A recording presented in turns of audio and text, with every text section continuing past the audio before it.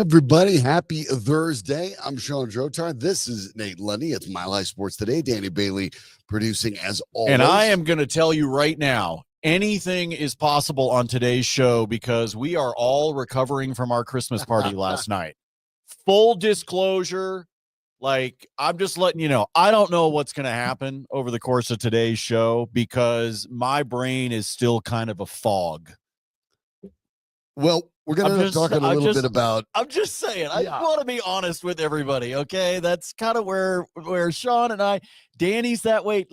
Danny could wind up hitting a button, an image of a squirrel could appear on the screen. I don't know what's going to happen. It is sort of oddly quiet in the MHS offices today. Everyone's just kind of doing their thing.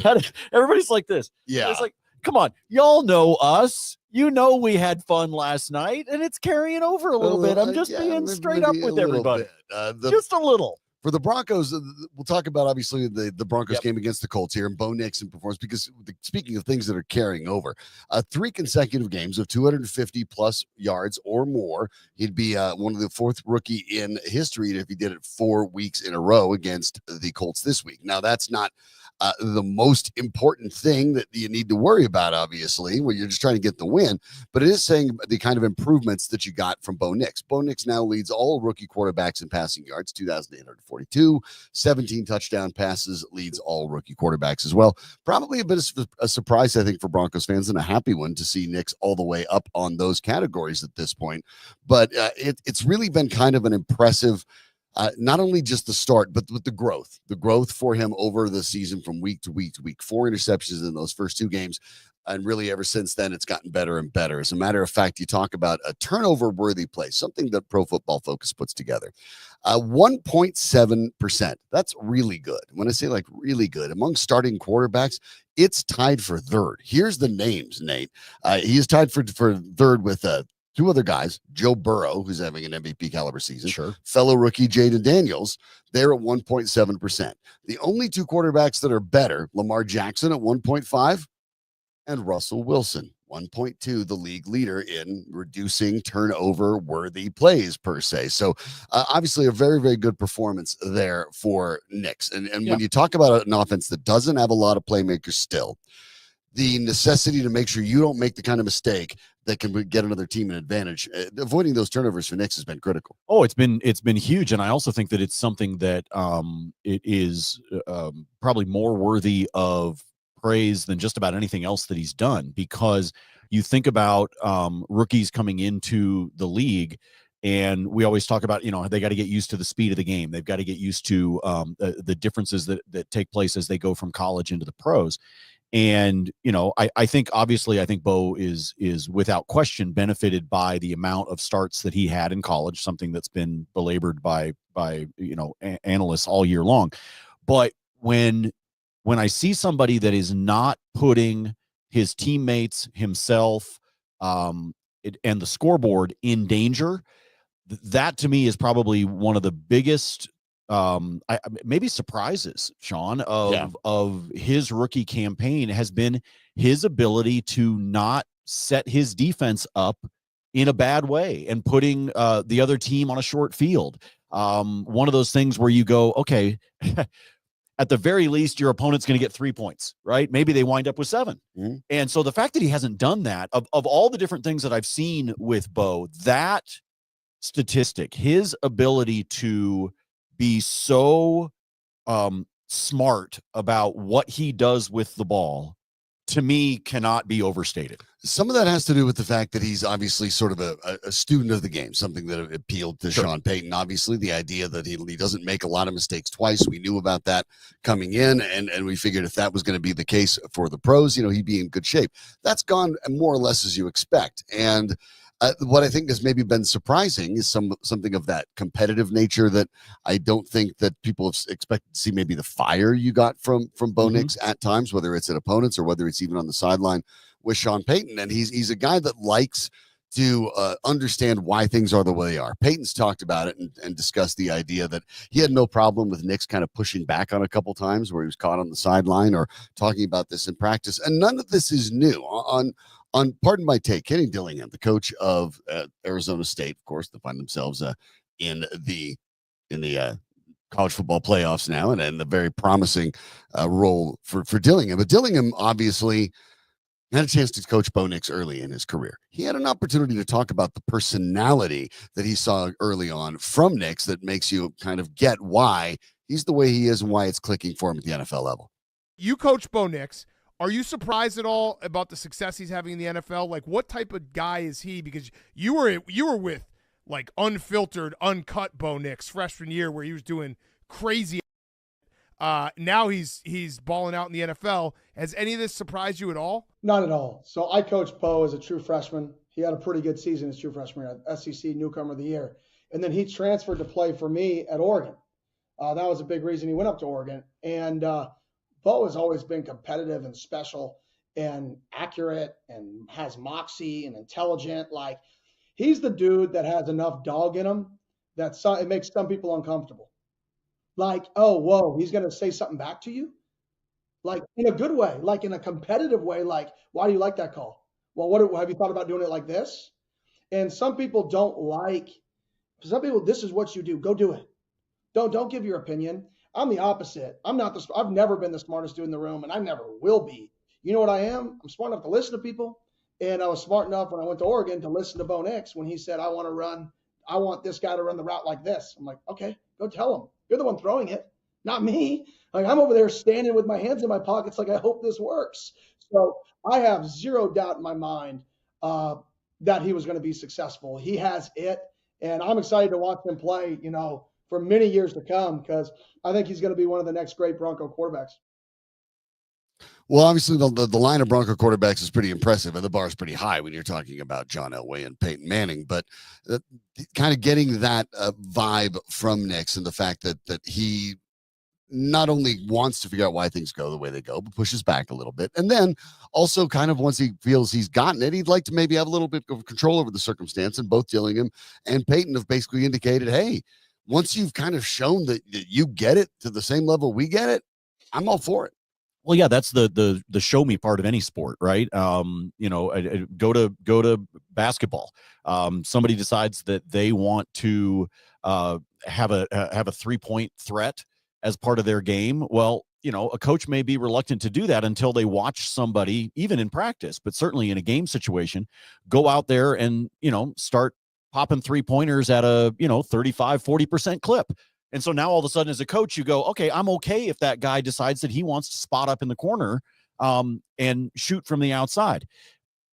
The moment that you see somebody who wants to do that and is throwing up bricks, this guy, if I were doing it, right, you go, okay, wait a minute, stop. Like, what are you doing? This isn't part of your game. And I think that you could say the same thing from a quarterback perspective. And I think that he makes a really good point about, Bo saying, well, this is what I want. This is what I want out of this route. And so if he has the ability to communicate that to his receivers and communicate that to his coaches, but most importantly, then go actually do it, why wouldn't you, if you're Sean Payton, want to give him that kind of freedom? Right. Because in the end, look, he is the guy that has to make the throws. He is the guy that has to make those decisions in real time. And you need to be able to trust your quarterback.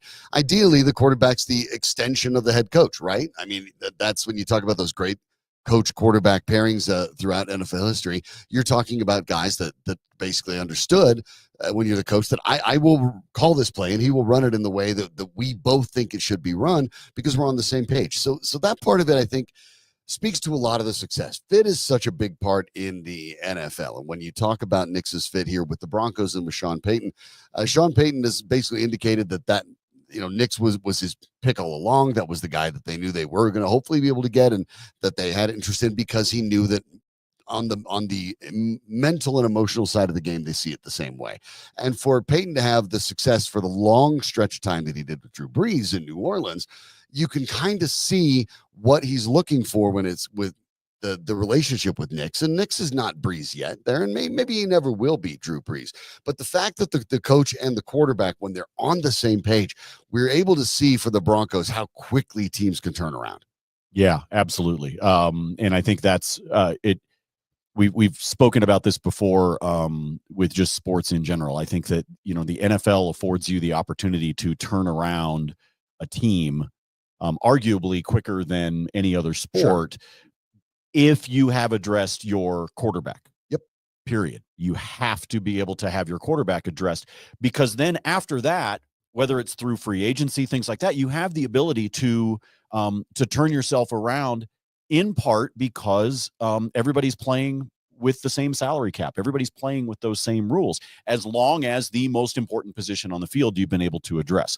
And that is what has prevented the Broncos from being able to make this turnaround happen over the course of the last 8 years, Sean, is because it wasn't until now that they addressed the most important thing, and that's not to say they tried to address it. Yes, but they successfully addressed it. They swung and missed over and over and over again. Yeah, which in the NFL you have to do. Until you get it right, you have to keep going. The Broncos now find themselves in a spot where if they were to win this game, a high leverage game with the Colts, their playoff chances jump to probably about 90%. Yeah. If they were to lose it, it gets closer to 60-40. So you're talking about a major game for this Broncos team, the biggest game they've had probably since 2016, when they were 8-4 under Trevor Siemian before the wheels kind of came off. They only won one more game, missed the playoffs. The Broncos don't want that happening in this case. And of course, when you go back to their last game, the win over the Browns, and not in the fashion that you want it, we'll have to look at that defensive side and see if there are some things that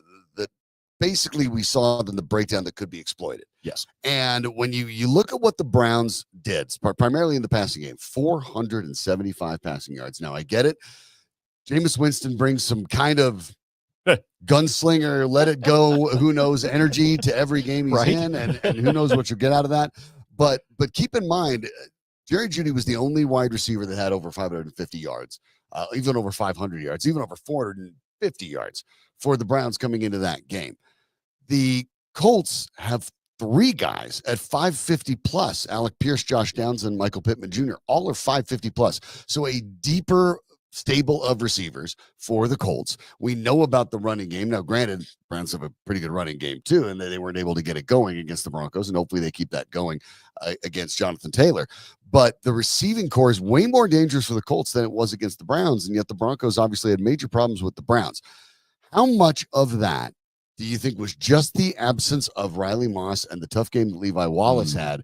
And how much of that is maybe, at this time of the season, you start seeing teams get somebody on a film, get someone on video, and start to find a couple things they can exploit? Yeah, I want to say kind of a cop-out to answer your question, I guess, Sean. I think it's a little bit of both, to be honest with you. I think that they usually is. I think they recognized that there was a spot on the field they could exploit.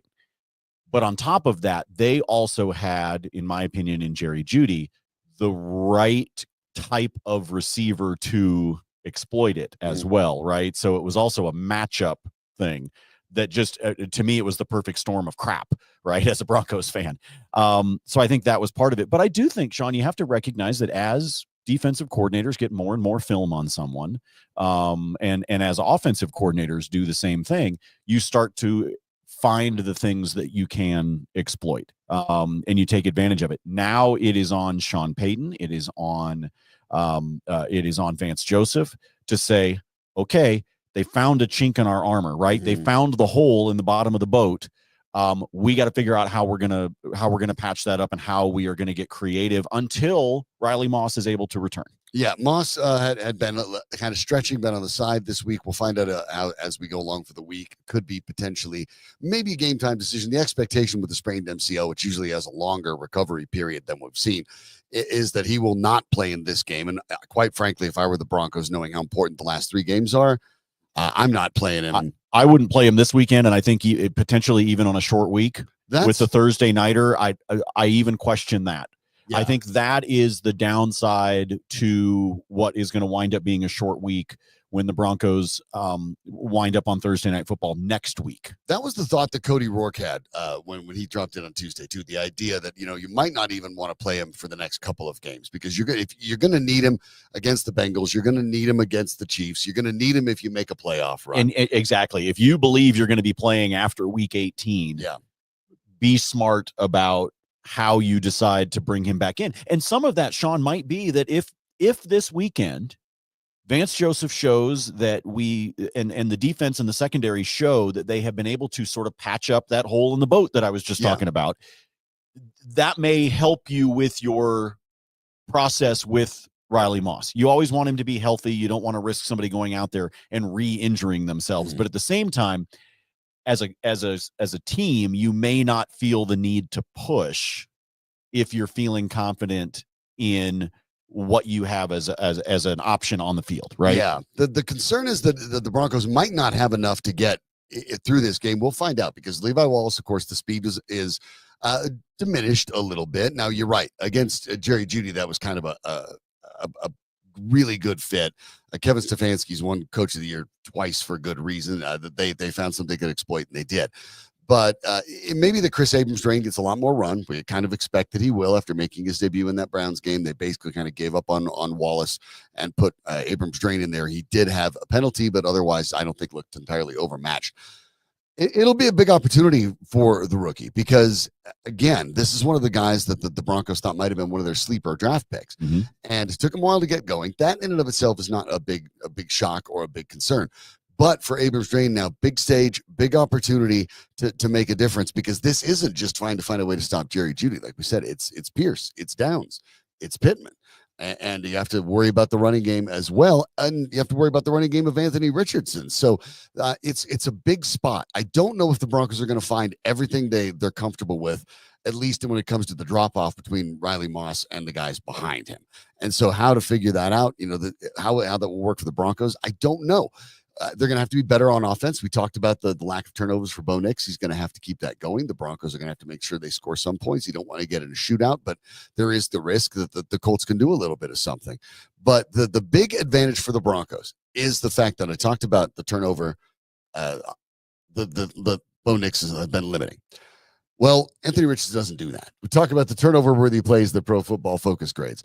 Among all of starting quarterbacks that have had more than 5 or more starts, he leads the league. That's a stat where you don't want to lead the league with the highest percentage. 4.7%, nearly 5% of his plays are plays that could result in a turnover.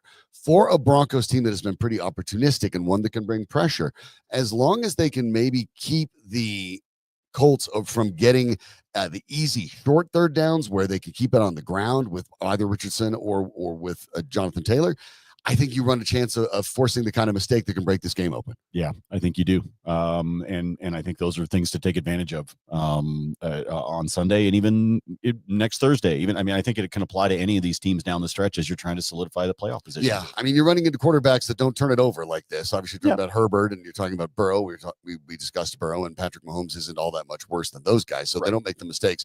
But I think it just drives home how critical this game is for the Broncos. But one of the things you can't miss this game. One of the things, though, that I do want to throw out there is keep in mind how many times Patrick Mahomes has been sacked this year. I know we're talking about week 18 here and we're not there yet. Right. But when we talk about those quarterbacks that the Broncos are going to face that are going to decide their postseason fate, when we get all the way to that week 18, forget, because we don't know, Kansas City could be resting starters, et cetera, right?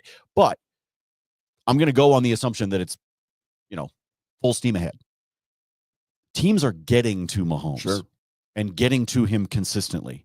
And this Broncos team knows how to do that. Yes. Now, Mahomes, of course, is adjusting and adapting by not he's basically taking sometimes the sacks as opposed to making careless throws that could lead to turnovers. But even those sacks can be, how this is. They get you Sean, behind, behind down in distance. You get that team starts to get excited and it's like one happens and then all of a sudden another one happens or even just, tackling Pacheco for a loss. Those kinds of things, man, that energy builds. And the offensive line loses confidence as well. So we'll find out how it works with the Colts. Obviously, a big opportunity for the Broncos. Biggest game since 2016 and one, quite frankly, with the other teams remaining on a schedule. You can't afford to lose because let's be very straightforward about this.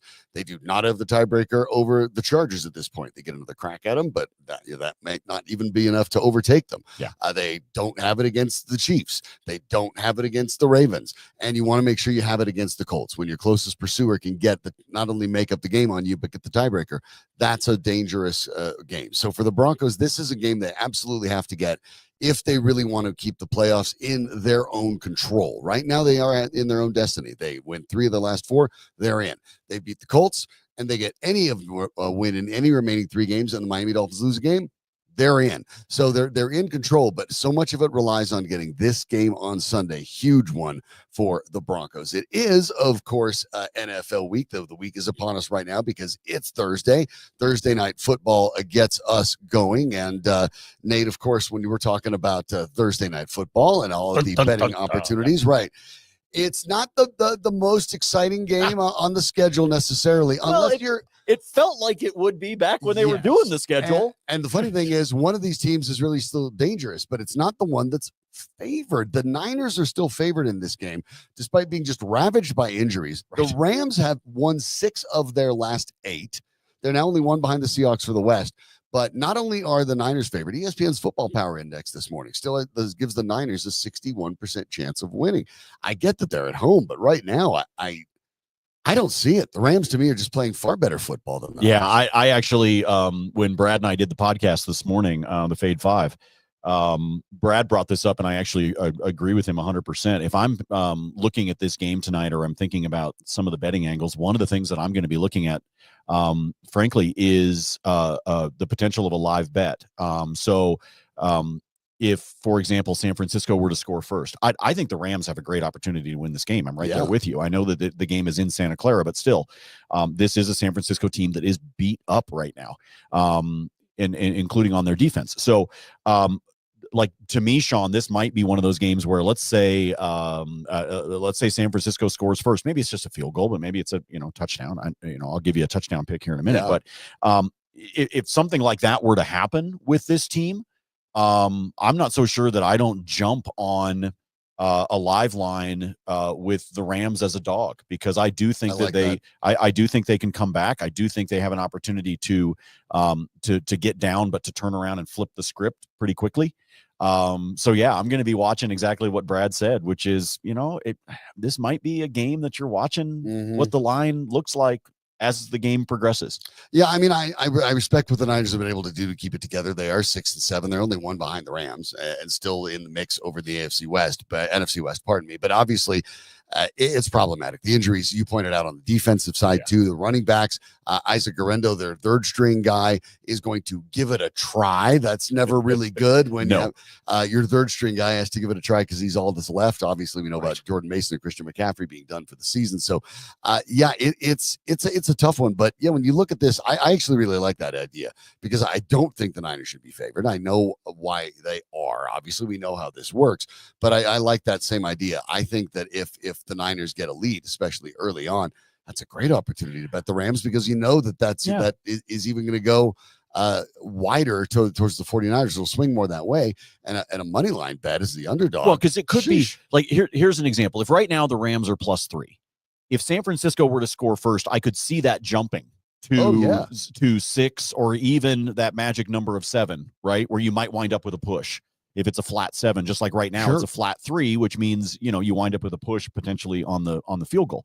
So yeah, I could easily see that happening, especially if it's like the Niners' first drive or maybe their second, right? Maybe you trade punts to get things going. I just think that's something we got to keep an eye on. And in tonight's game, from a spread pick standpoint, that's where I would go. I don't think I would touch it here ahead of time. I think I would wait. There's some player props that I like pre-game, but in terms of the spread or things like that, to me, I'm far more intrigued by, let me see what happens in the first, 6-7 minutes of the game and then decide where I want to go. So you're talking about some of those player props.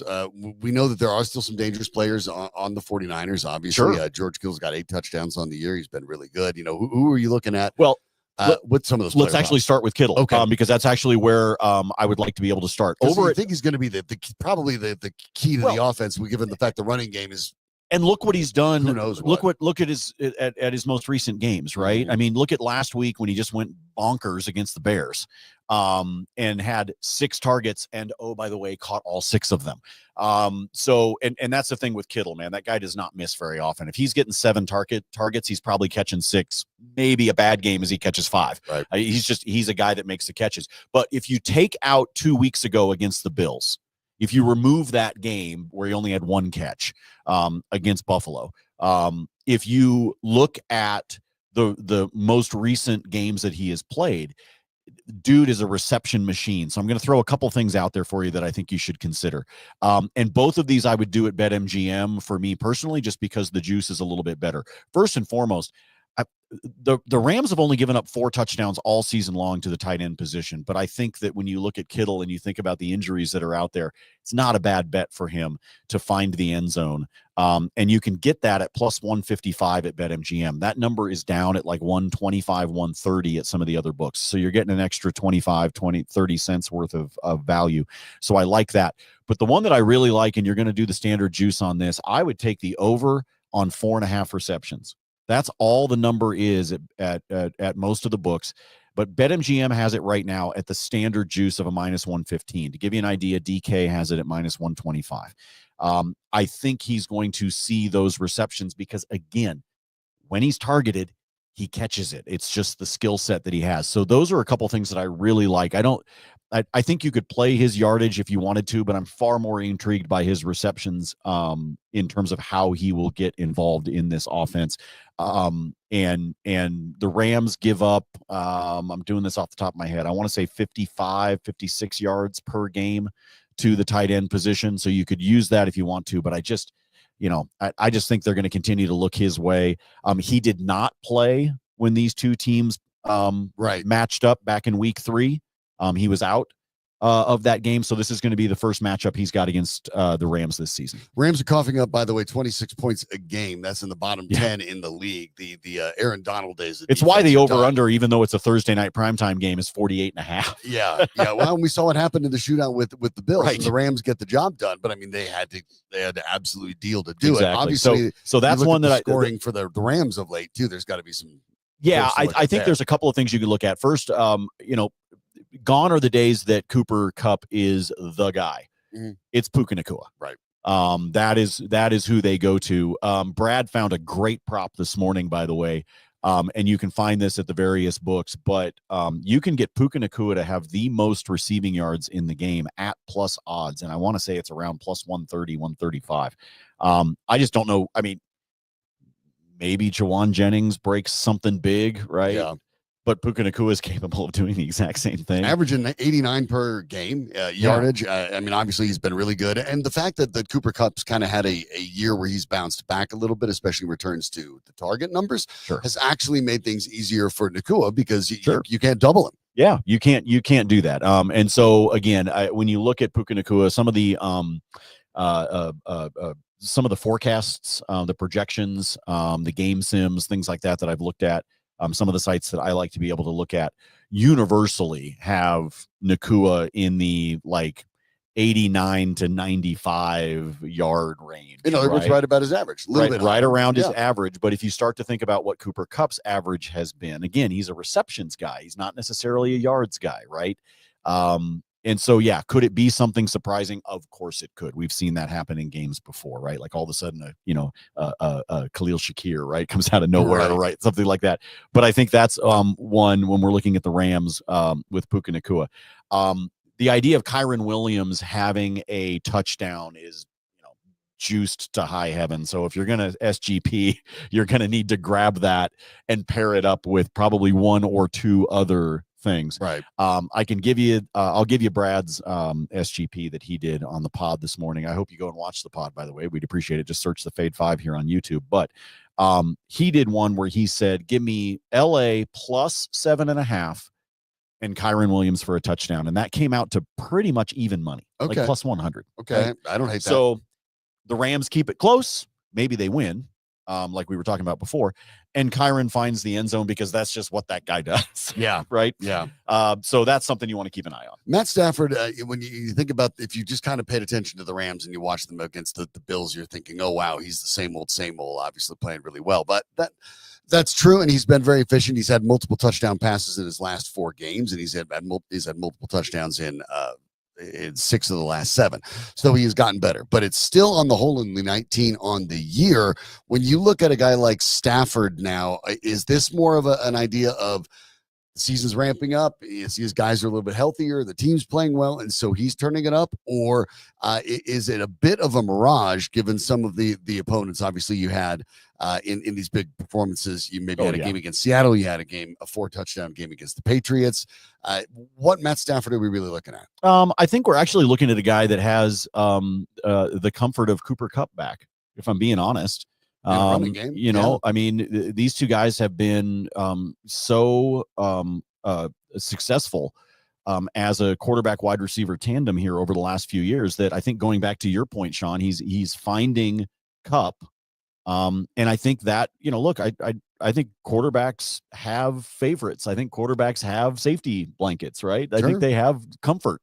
And Cooper Kupp, because again, Stafford knows what he has in Puka Nacua, but I think the fact that Kupp is looking better, I think, is incredibly valuable for Stafford. And I think that does a lot for his overall mental feeling in the pocket and in what he can do with that offense. Yeah, confidence to let it fly a little bit more now when you see the playing of late, obviously. And he knows he's got a running back he can rely on. Yeah, too. And they have to get into shootouts. Well, it was, like we said, 26 points a game. The defense is surrendering, so you have to find a way to win in shootouts. So Stafford's had to lean into it. Now that he's healthier, got healthier guys. That's a big part of it too. I think that's definitely a big part of it. And look, this you hinted at it a minute ago. This NFC West is a mess, right? Yeah. I mean, it's you're going to wind up with somebody that's going to make the playoffs without a really stellar record. And so, maybe that's some of it too, is that maybe for a little while this season, Matt Stafford, Sean, wasn't sure whether they had a shot at some postseason. Well, and then look, now that he's seeing it, maybe it's like, oh, okay, wait a minute. Let me actually put in the extra effort here. I mean, they started 1-4. So, now they worked their way back to 7-6. Now they're in the mix, of course, the NFC West and the NFC South, bad divisions. Tampa Bay leads the South with the 7-6. The Atlanta Falcons have been a massive disappointment. They're a game out of first, and this game in the West for the NFC is actually a really important one. The Cardinals and Niners are tied at 6-7. The Rams 7-6. The Seahawks 8-5, but not looking like world beaters by any stretch. So this has a lot of playoff implications, as do obviously a lot of the NFL games this weekend are going to do. But it'll be an interesting start to the weekend, of course, for the NFL. Now that all the bye weeks are done, so good luck to all you folks in your fantasy football playoffs. Yeah, and if you're still thinking about some of these matchups, congratulations, because you made it to the fantasy playoffs. I mean, congrats. Sean, I'm in 4 leagues. I don't do nearly as many as I used to with all the sports betting now, as opposed to fantasy and DFS. I'm in 4 leagues. I made the playoffs in 1. Yeah, I made the playoffs in 1 of my 3. and that's it. I'm like, well, pretty happy about that, quite frankly. And we'll see how it goes. When you're depending on Drew Lock in the late weeks, like I've been, not great. That's it's not promising. That's pretty ugly. While we're on the topic of sports betting, by the way, great slate of hockey games tonight. There are 14 games in the NHL tonight, including Colorado back here at home against the hockey club. But I'll give you a couple here real quick. Love the Islanders at home against Chicago, and I would pair that, if I were you, with the Stars at home against the Preds. If you put those two together on as just a 2-legger, it should come out right around plus 120 for you. And for Toronto, I was kind of surprised by this. I gave this out as my plus bus pick on the pod this morning. Austin Matthews to have 2 points. They're at home. They're taking on Anaheim. Anaheim is on the second night of a back-to-back. The last time the Maple Leafs played the Ducks was last February, so it was last season. Matthews had a hat trick, and also on top of that, 2 assists. Oh, so he had a 5-point night. A Mikko Rantanen kind of night. Yeah. Exactly. And the combined score the last 3 times these two teams have played each other is 18-3. Wow. In Toronto's favor. So right now, Austin Matthews plus 130 to have 2 points. Giddy up. I will take AM 34 all night tonight in that matchup, because Toronto should smash the Ducks. We will get a little bit into more hockey with the Avalanche in just a moment, but right before we started the show, a little bit of news comes out. Pretty significant news for the Denver Broncos. Garrett Bolles gets a 4-year extension. Yep, from the Broncos. I knew Nate was going to react to it that way. 4 years. The reports at ESPN, Jeff Legwold, they're $82 million overall, God. $40 million in guaranteed money. Garrett Bolles, in a post on Twitter, said, "It's been a great 8 years. Thanks for everything. I'm not leaving. The show goes on." 20th pick in the 2017 draft. Has basically he took over as a rookie. He hasn't given it up. Is there something to the idea that Sean Payton has seen enough from Garrett Bolles to decide, hey, you know what? We know what he can do. We know what he can't do. We also know how hard it is to find a replacement. This frees us up to go ahead and look at other spots where we can help Bo Nix out. But obviously it feels, I think, for Broncos fans to be a little bit mixed that you're giving a guy that's going to be 33 a 4-year extension when there's always been a concern given the propensity to hold. Yeah, I mean, the guy, the guy, hugs more than a toddler. Here's where I'm going to be okay with it. At the end of the day, this is basically a 2-year deal, right? If you want to be honest about it, this is a 2-year deal. Because half of the contract is guaranteed. Okay. And obviously you and I are not privy at this point to exactly how all of this breaks down because it just happened before the show. Right. But, those details will, of course, come out eventually. But if you're looking at basically half the deal being guaranteed, then to me, I'm going to look at this and say they basically have him for 4 years if they decide they want him. If after 2 years they either find a different solution at left tackle, something falls to them in the draft or something like that were to take place, or he starts to slip in terms of what he can do on the field given his age, then you've obviously given yourself an out.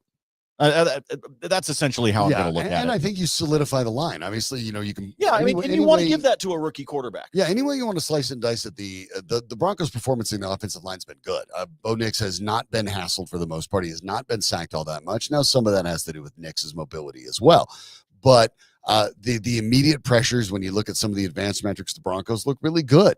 There has been value in keeping this unit more or less together. Obviously, last year it was Lloyd Cushenberry. He moved on, and then Luke Wattenberg, for the most part, has taken that job. But the other 4 guys, when you're talking about Bolles and Ben Powers, a Payton acquisition since when he arrived in his first year, along with Mike Glinchey on the right tackle spot, and Quinn Miners, who they re-signed to an extension as well. There's some value in the familiarity for not only for Nix, but for Payton as well. So for Sean Payton to know, like, okay, I got this handled. Now we can work on a couple other things. I think that's a good sign. I think it also just basically indicates what you've been talking about for a lot of the years. The Broncos are willing to spend, because one of the things that the new ownership brought into the equation for Denver that they haven't had for a long time wasn't the obviously everyone's dealing with the same salary caps, everyone's dealing with all of that, but it was sort of the cash on hand, for lack of a better term, the ability to front load a lot of these contracts with the guaranteed money, because they simply can pass over the big old envelope full of cash. Sure. And this ownership can do that. That does make maneuvering in the salary cap easier. And so I think what you're seeing is an example of that when you see Garrett Bolles get the extension. Feels maybe a little weird. Want to know what you think about that as well. Curious monitoring that. Obviously, we'll talk about it tomorrow. But we do want to turn our attention back to the Avalanche after a really successful road trip, 4-1 on the road trip. The Avs find themselves in a good spot. 2 new goaltenders. We talked about it with Eric Dean yesterday when I had asked him how infrequent it was that a team gets rid of its 2 starting goaltenders at the beginning of the season, at fewer than 30 games into the season. The answer is extremely rare, as in it's only happened once. Oh, wow. It just did. They're the first team to ever do it, to jettison both their goaltenders that soon. And that is, of course, the kind of commitment I think for Avs fans you want to see, because it says we understand that when we have Nathan McKinnon and Mikko Rantanen and Cale Makar, 3 future Hall of Famers at their peak, in their prime, we can't waste a bunch of time waiting for goaltenders to come around and make at least the stops you need to make. Yeah. You've got to make moves. Yeah, you've got to be able to do something. And look, we talked about that when it came to the move with Wedgwood, and then ultimately with McKenzie, with Blackwood. That yes, you needed to improve, without question. Is this going to be the answer? We don't know yet. Hopefully, it will be. But most importantly, I think you needed to address the psyche in that locker room and recognize that if you didn't do something as an organization, what was that? What are you telling everybody? What are you telling the rest of those players? What are you telling Mac and Moose and McCarr and et cetera, in terms of what your goals are? I mean, you kind of had to do what something. Your expectations right? are as a team. You needed to be able to give them something that they could say, oh, okay, yeah, we see that this is happening, right? Because I don't think they were, I don't think there's anybody in that locker room that was sitting back going, damn it, they got to trade for Shesterkin, right? I mean, nobody was expecting that, but they were expecting something because it was so blatant to everyone, especially the people in the locker room who know the sport better than you and I ever will, that something had to happen. Something was not right with Georgiev, and you needed to find a way to move on to that. Did you want to have to include some of your young talent? Of course not. But to get something, you got to give something. Yeah, and in this case, you didn't necessarily have to give as much as you really might have expected. So because Blackwood is a unrestricted free agent at the end of the year, the expectation when Chris McFarland talked about it yesterday is he wants to sign him. This is kind of like the Casey Middlestat situation. Middlestat was a restricted free agent, so the Avs knew they didn't have to move on from him, but they're fully aware of what Blackwood is looking for, and I think the Avalanche are basically offering this on a silver platter, going, look, you solidify this position with these guys in front of you. We'll get you paid. Yeah. It's just a matter of handling the job. Our friend Troy Rankel will join us tomorrow to talk about the Broncos. Obviously, we have him on the program a lot, and check out the latest Broncos podcast with Troy Rankel. He was down. Did a good one, by the way. The most recent one that he did, him and DMAC. It's a great conversation between those two. And so if you haven't had a chance to watch it yet, again, right here on the Mile High Sports YouTube channel, just check out the Broncos podcast with Troy Rank. But today Troy's down talking with Jared Bednar at his press conference, and I'm getting a little bit of the sound about that. Bednar, you'll probably find it a little familiar, Nate. If you've been listening to this program and you've been listening to what Nate's talking about, his frustrations with Georgiev in particular, about just you don't need to be a superstar, you don't need to be Patrick Waugh in his prime, just go make a stop here and there. What you hear from Jared Bednar talking about this goaltending situation as it was and as it is now, I think is pretty revealing. Here's from Troy Rank. You hear coaches talk about, sometimes reliability is the best ability at the pro level. How much can just consistency from the goalie position help this team moving forward where you're kind of not riding the roller coaster? Can it help settle the team down, the defense down? I think it can immensely help our team, and we've seen that already. If you look at how we've played in wedgie starts, it's kind of obvious. We've already seen it, right? I mean, we've been in 5 games now. Four games. We won 3 of those. 4 starts, 5 games. Sorry. Yeah, exactly. So, I mean, we've won.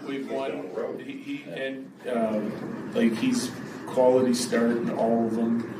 Goal saved above expected is there. Like, we're just asking our goalies to save the ones they're supposed to make and mix some other ones in. But I like the way he's managed the game for us. It's more than just making saves or key saves at key times. It's managing the game. If you watch New Jersey, Pitt, every time they spent a little bit of time in our zone and the puck came to the net, they hit his glove, he smothered it. If it hit him in the chest, he covered it. If it was leaking to the net, he covered it up, slowed things down. They were never able to sort of gain momentum and sustain momentum in the offensive zone because he just slowed the game down and we make our change and, everyone could take a breath and away we go again. And it's that type of game management from veteran guys like Blackwood and Wedgwood that we need, and it allows us to, like I said, take a breath and then go after them at the other end again. And it just felt like in both those games, and we were, even though I didn't think Pitt was our best game, it was a version of what we did in Jersey, and it felt like we were in control of that game the whole time. I mentioned he's preaching to the choir there. That's basically what you've talked about that the Avs need. It's great to get Shesterkin. It's great to have a superstar goaltender, but not every team can get one. The Avalanche won a cup somewhat recently with Darcy Kemper in net, and that was even having to go back and forth with Kemper and Francouz in that playoff run. So I mean, you have a matchup here between guys in Blackwood and Wedgwood that at least will stop the shots they're supposed to stop, occasionally steal them, and really for the Avalanche, a team that is really good offensively. You know what they put up offensively? You have 3 guys in the top 12 in scoring. scoring, but they're far better defensively than they get credit for as well. Prior to the trade, at least, the Avs ranked in the top 10 in shots allowed and scoring chances allowed over a 60-minute average. So they were minimizing the number of attempts. And I think what you heard from Bednar on top of that was one of the things that I think drove many Avs fans nuts. How many times did he mention covers it, smothers it, doesn't let there be a sustained offensive performance there. The challenge that Georgiev always had, even when he was at his best, covering that puck and making sure that it wasn't bouncing around in the crease or you weren't getting these second and third scoring opportunities. That was always a major concern. And if Blackwood could shore that up for the Avs, I think you're hearing in Bednar's voice there, a guy that is not going to throw his old goaltender under the bus, but that irked him. And it's a big reason that this team has a new goaltender. Well, and look, we talk about the idea that, teams look at film. We were just discussing that when it comes to what the Broncos will do in the secondary on Sunday afternoon. But let's talk about it from an Avs standpoint, right? Teams start to see what's happening and what was going on with, in particular, Georgie's game and with Georgiev. And teams started to learn that the trick that you needed to do with Georgiev was just fire at him. Because chances are there's going to be a rebound, there's going to be something that's going to happen, and you have an opportunity to potentially catch him out of position, catch him off guard. That's one of the things that Bednar is talking about, is you got to be able to cover that and minimize the second and third chances, as you just said, Sean. The other thing that he brought up is, we've talked about it on this show. You're right. I've harped on it a lot, and it was encouraging to hear Bednar talk about it. And that is, you don't have to have somebody that can stand on their head. You don't. Is it nice? Of course it is. What you need is somebody that, man, I don't even care. Once every half dozen games makes a save that has you go, holy crap. Like, what the heck was that? Right? You don't have to have it in every single game. Is it nice to have? Of course it is. Is it nice when you can see? Look, it's part of the reason why I, again, will continue to tell you that I believe the Dallas Stars are going to come out of the West, and it's because of their goaltending. I believe that is ultimately what they have, because they do have somebody that will stand on their head a little bit more frequently. What you need is somebody that can make the stops that you're supposed to make the ones, I don't want to call them easy, because it's certainly not easy for guys like us, but the ones that routine is fair. Routine. That's a better way of putting it. Thank you. That's a much better term. Make what you would consider to be a routine save. Stop giving up 3 goals on 5 shots. Okay. Make routine saves. And then on occasion, you're going to do something that is flashy, but make saves that you should be making if you are a National Hockey League level goaltender. Yeah, and there are reasons to believe that the Blackwood can really be helpful for this team. And we talked about the big body a la Kemper, that the Avs have had good luck with guys that can just, wall off one side of the net at worst, and then force the other team to go around, and the Avs skate very, very well in their defensive zone. But Blackwood's save percentage, 911, is tied for 14th in the league. Now, you look at that and go, well, what's special about that? And the answer is, well, it's not. It's fine, right? It's perfectly good. There's nothing bad about it. It's not particularly elite, but it's good. The Avs had the second worst save percentage as a team. But here's the thing about Blackwood, because I've had people reach out and say, yeah, but his goals against is 3. That's really no different than Georgiev. What does it matter? Well, remember, goals against is also, to a certain extent, the number of shots you're facing and your save percentage, right? If you want to think about it as math, it's how many shots do you face, and then apply that save percentage to it, and then that's what you're going to end up giving up. Well, for the Sharks this year, he had taken 583 shots against. That's the 7th most in the league. So you're talking about a guy that's been facing a top 10 number of shots and has been still, while facing that number of shots, in the top half of the league in save percentage. Well, now all of a sudden he's joining a team that's in the top 10 in reducing shots and scoring chances. So all of a sudden, if you're not facing that many shots a game, if it's going down like, roughly a quarter, which is about what the drop off between what the Sharks surrender and the Avs surrender, goes down about 25% in shots per game. All of a sudden, if Blackwood isn't even any better on the save percentage, and you would expect, probably would be a little bit better when you're not having to have the heavy workload. But even if he's no better, even if it sits right at 911, but when you're facing fewer shots, that goals against is going to go down. Yeah, the goals against is going to wind up going down. And then I think that, the other thing that is important is the idea of providing mentally a positive for the rest of the team. And that's the stuff you cannot do in the opening parts of games, like you've talked about. These early 2-3 deficits. So the idea is if there's going to be a goal allowed, and there is, okay, I mean, it's going to happen. You're not going to get a lot of shutouts, but you've got to get away from this, giving up a goal in the first 3 minutes and some of those things where all of a sudden the rest of the team is like, well, crap. Now we got to, now we've got to pick up the slack again on the offensive side because our goaltending sucks. Right. You got to get away from that.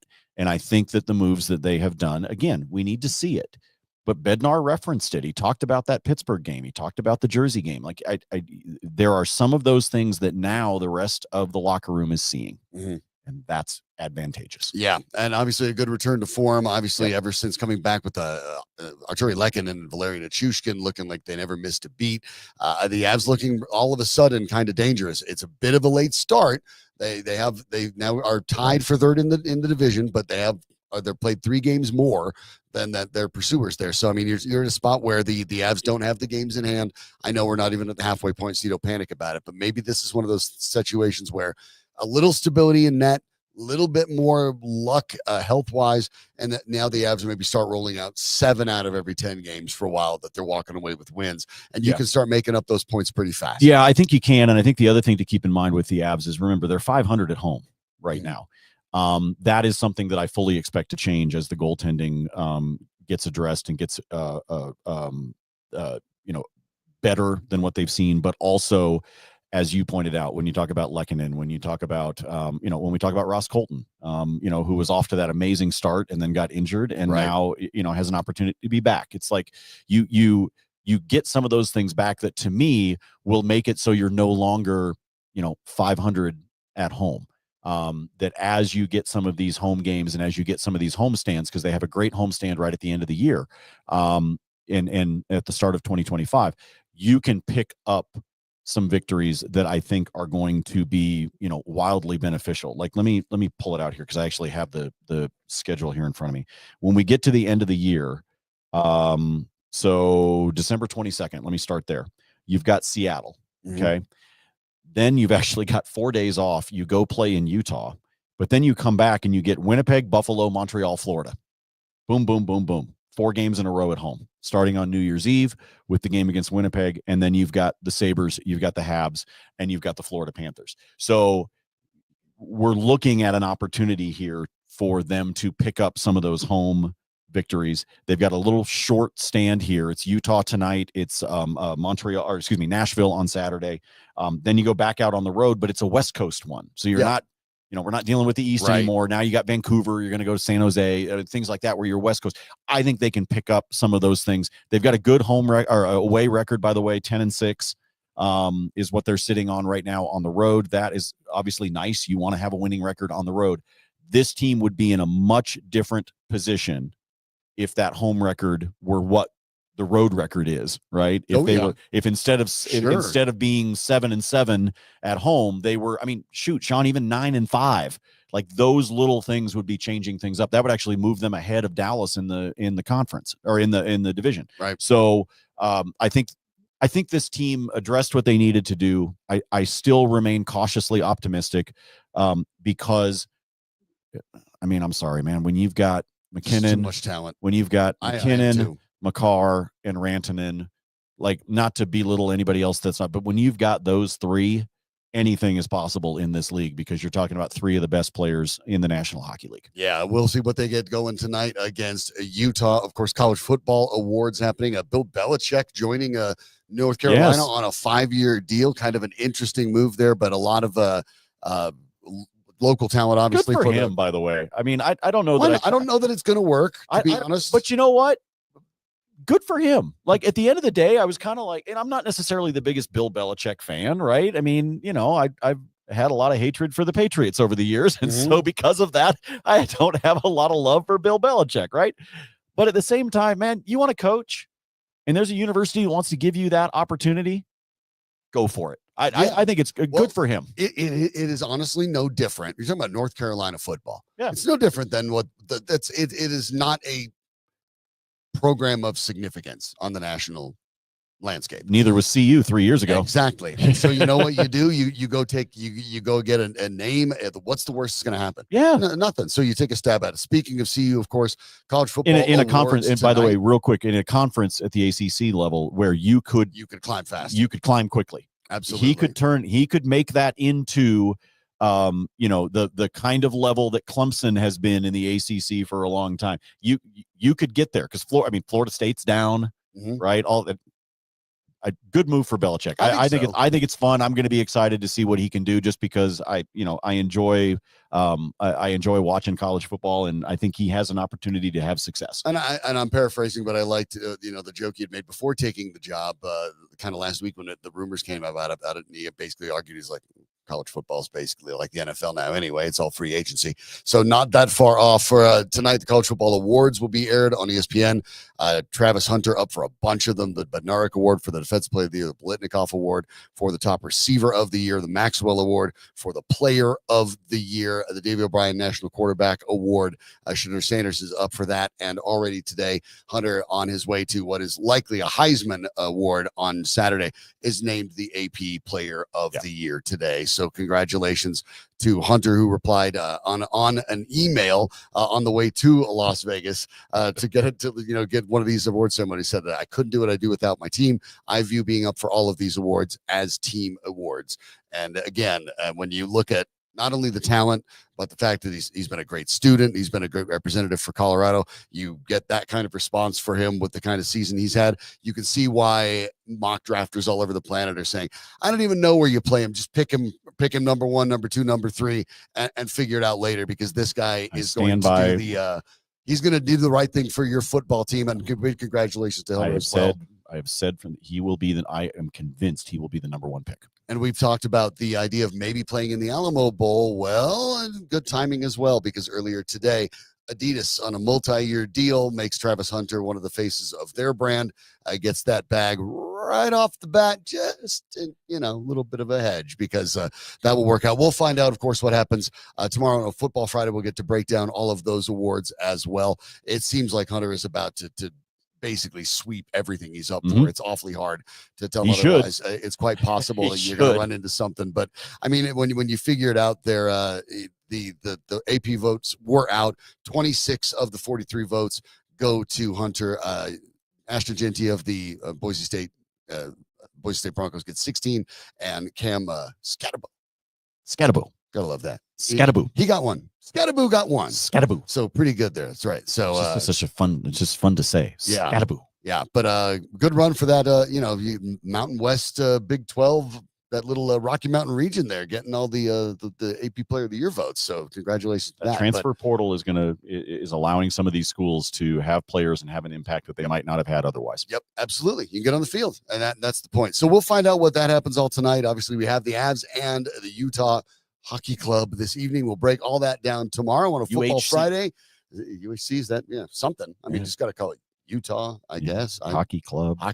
It's like we had to call it football team. Washington for a football while. team. They're playing the football team. Now you're playing the hockey club. So we'll find out. Welcome to the sports show. Where we talk Sean about and Nate. some sports. And welcome to the thing. Some of them use balls and some don't, and some have pucks, and the balls are weird. I told you at the beginning of the show, we're all recovering from the Christmas party last night, and I had no idea what was going to happen today. Okay. Yeah, well, we'll get at it tomorrow with a Football Friday, of course, to talk about all of the happenings. Somebody get me a Pedialyte.